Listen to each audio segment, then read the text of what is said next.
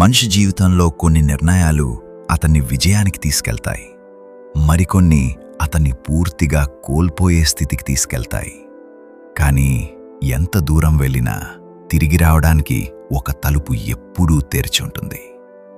ఈరోజు ఒక హృదయాన్ని తాకే కథ, తప్పిపోయిన కుమారుడు కథ. ఒకప్పుడు ఒక తండ్రికి 2 కుమారులు ఉండేవారు. ఒకరోజు చిన్న కుమారుడు తండ్రి దగ్గరకు వచ్చన్నాడు, నాకు వచ్చే ఆస్తి ఇప్పుడే ఇవ్వండి. తండ్రి బాధపడ్డాడు, కాని ప్రేమతో ఆస్తిని ఇద్దరికీ పంచిచ్చాడు. కొన్ని రోజులు గడిచాక చిన్న కుమారుడు తన వాటా తీసుకుని దూరదేశానికి వెళ్ళిపోయాడు. అక్కడ అతను తన డబ్బంతా వృధా జీవితంలో ఖర్చు చేశాడు.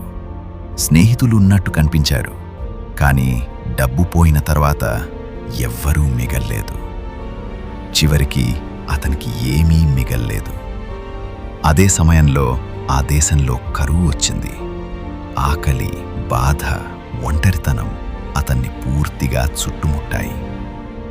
బతకడానికి పందులను కాచే పనిచేయాల్సొచ్చింది. పందులు తినే ఆహారం కూడా అతనికి అందని స్థితి.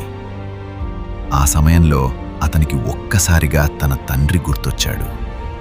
నా తండ్రి ఇంట్లో పనివాళ్లకే చాలిన ఆహారం ఉంది, నేనిక్కడ ఆకలితో చస్తున్నాను.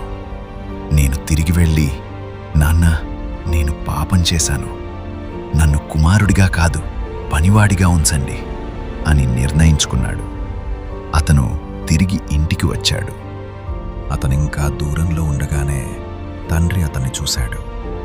ఆయన గుండె కరిగిపోయింది. పరుగెత్తి వెళ్ళి తన కుమారుడిని ఆలింగనం చేసుకున్నాడు. కుమారుడు తన తప్పును ఒప్పుకున్నాడు, కాని తండ్రి అతన్ని తిరిగి కుమారుడిగా స్వీకరించాడు.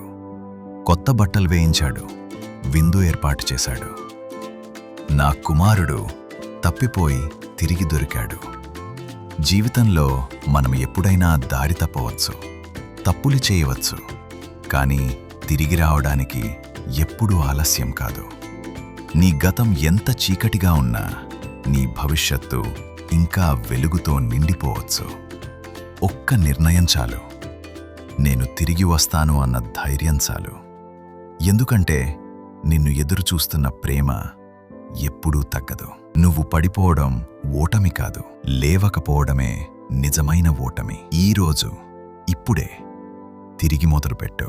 ఈ కథ మీకు నచ్చితే లైక్ చేయండి. ఇంకా ఇలాంటి కథల కోసం సబ్స్క్రైబ్ చేయండి.